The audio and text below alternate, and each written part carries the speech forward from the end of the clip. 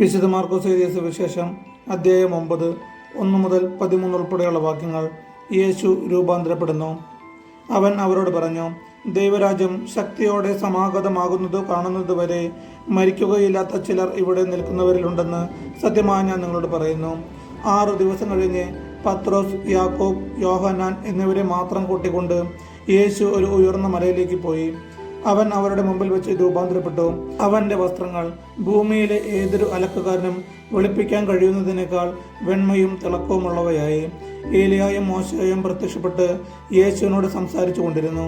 അപ്പോൾ പത്രോസ് യേശുവിനോട് പറഞ്ഞു, ഗുരു, നാം ഇവിടെ ആയിരിക്കുന്നത് നല്ലതാണ്. ഞങ്ങൾ 3 കൂടാരങ്ങൾ ഉണ്ടാക്കാം. ഒന്ന് നിനക്ക്, ഒന്ന് മോശയ്ക്ക്, ഒന്ന് ഏലിയായ്ക്ക്.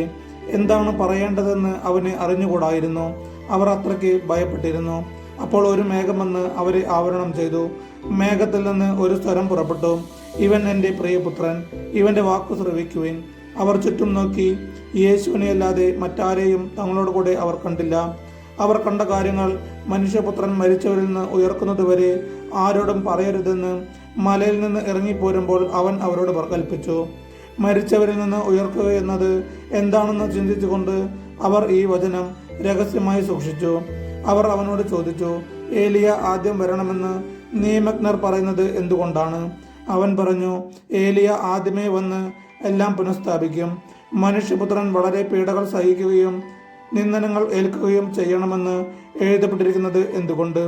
ഞാൻ നിങ്ങളോട് പറയുന്നു, ഏലിയ വന്നു കഴിഞ്ഞു. അവനെക്കുറിച്ച് എഴുതപ്പെട്ടിരിക്കുന്നത് പോലെ തന്നെ തങ്ങൾക്ക് ഇഷ്ടമുള്ളതെല്ലാം അവർ അവനോട് ചെയ്തു. നമ്മുടെ കർത്താവായ യേശുവിനെ സ്തുതി.